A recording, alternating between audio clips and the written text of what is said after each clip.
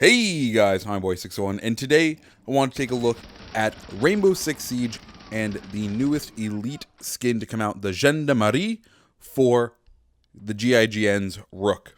Now, if you're a student of French, you know that the term Gendarmerie is derived from the medieval French expression gens d'armes, which translates to armed men. However, in a more modern day, gendarmerie is a word that is kind of synonymous with the police. In fact, the National Gendarmerie is one of the two national police forces of France, is a branch of the French armed forces placed under the jurisdiction of the Ministry of the Interior. Its area of responsibility includes smaller towns and rural areas, while the Police Nationale, a civilian force, is in charge of cities and large towns. Due to its military status, the Gendarmerie also fulfills a range of military and defense services.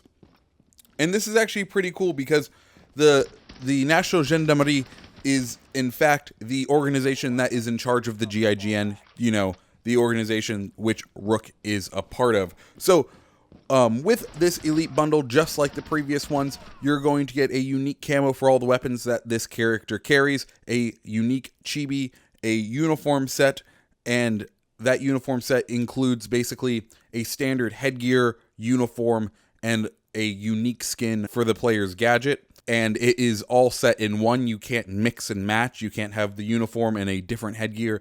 It must be all kind of worn together. And I, for one, think this one is pretty cool. Let's go ahead and start off with the headgear and the uniform.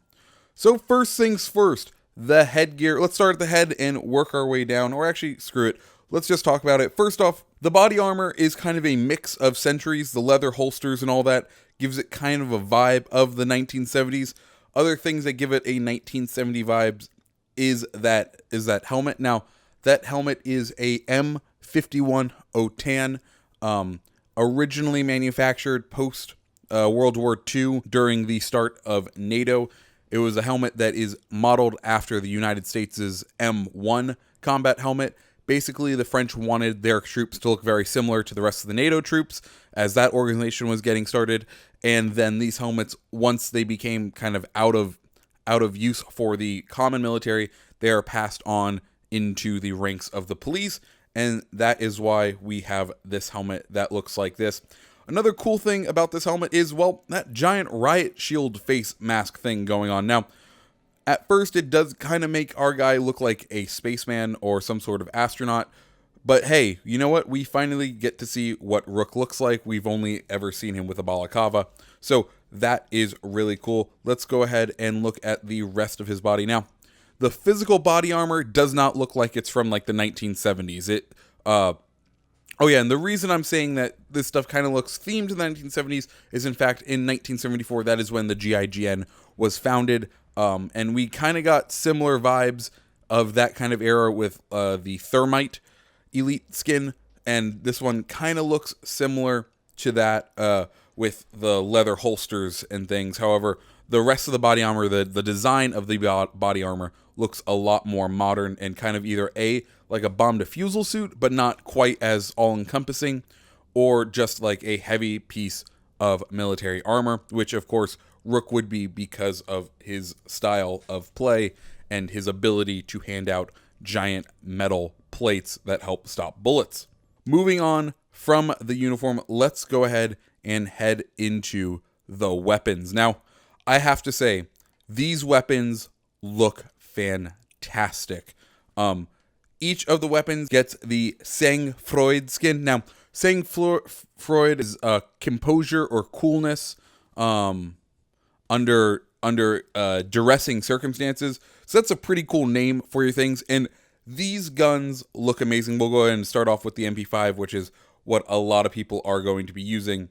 And these weapons are just beautiful. For people who've been complaining about not realistic weapon skins, this may be the pack that you want to pick up if you play any of the GIGN people, because they look beautiful. It looks like these weapons were like kind of shined up, left in the armory, ready to go.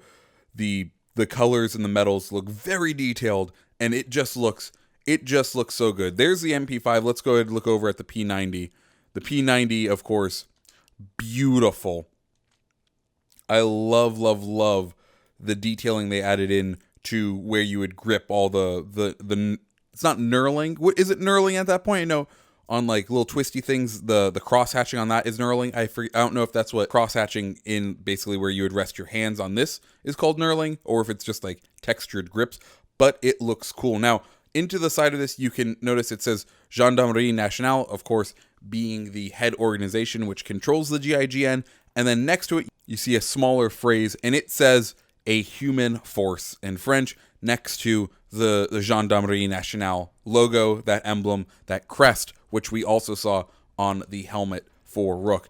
Moving on to the shotgun, let's go ahead and take a look at that bad boy. Once again, looking real good. Like, it just looks solid and put together, and just a really nice overall skin, a very realistic looking skin for this weapon. And I just love that about these elite skins, that the weapons just look like they're used but well taken care of, and just amazing. They just look fantastic. For the two handguns, LFP 86 and the P9, both of these skins, you are going to be able to use them on the other characters, including the attackers, and of course Rook carries all of the weapons that Doc also carries, so Doc can also use all of these weapon skins. So do keep that in mind, that you do get to use these weapon skins across the GIGN, and they just look so good. Something else that's really cool is, of course, his armor plate bag. Now, there are some really cool things going on with the armor plate bag. First off, you'll see a map saying Operation Rook Mine, which is kind of like a little Easter egg thrown in there, because you know how people are like, when they kill you and they're like, insert operator mine as a reason why they team killed you. Yeah, they kind of, Ubisoft gave us a little nod to that whole thing. And there's also directions, so I went ahead and translated those. So on the side of the armor bag, you'll see it says steps to follow. 1, drop the bag on the ground before the fight. 2, communicate verbally with your allies. 3, take in armor. 4, make sure all armor is taken. That's literally what it says on the side of the thing. And I just think, that's really cool. That's a fun little detail that they put in. And then also the plates have a very distinct look, and actually on them it says now steel plate. So that's really cool. One last thing we need to look into is, of course, that little chibi. The little chibi is a universal chibi. We'll go ahead and take a look at him as well. He's just a little chibi. He's just, we've seen the chibis before. If you like the chibis, this is definitely something cool.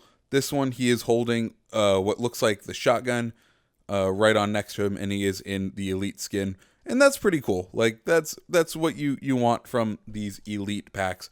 So that's pretty cool. One other thing that you do get when you wear this overall is the cool end screen. You get a unique animation if you're the MVP. For Rook, he rubs off some pistol bullets from his chest, which is pretty cool. Like, they're all compressed and flat, and he rubs them off. And you know what? I think this is pretty cool. If you play Rook all the time, which you very well may, because he's the top pick defending operator. He has a 10% pick rate, which is, it's just really high. Like, that's really, really good. He has the highest pick rate next to any of the defenders, which is pretty amazing and pretty cool. And if you're one of those people that plays Rook all the time, this may be something you want to pick up. Definitely really, really cool. The cost of it for season pass holders is 1,620 Rainbow Six credits, which works out to about $16 American. I do not know what the price is if you do not have the season pass and therefore don't have the discount, but it's not too bad, especially if you constantly play this one character. So yeah, guys, that is kind of my little review on the Rook Elite skin. What did you guys think? Let me know down in the comments below, guys. My name is TommyBoy601. I hope you have a great rest of your day. See ya.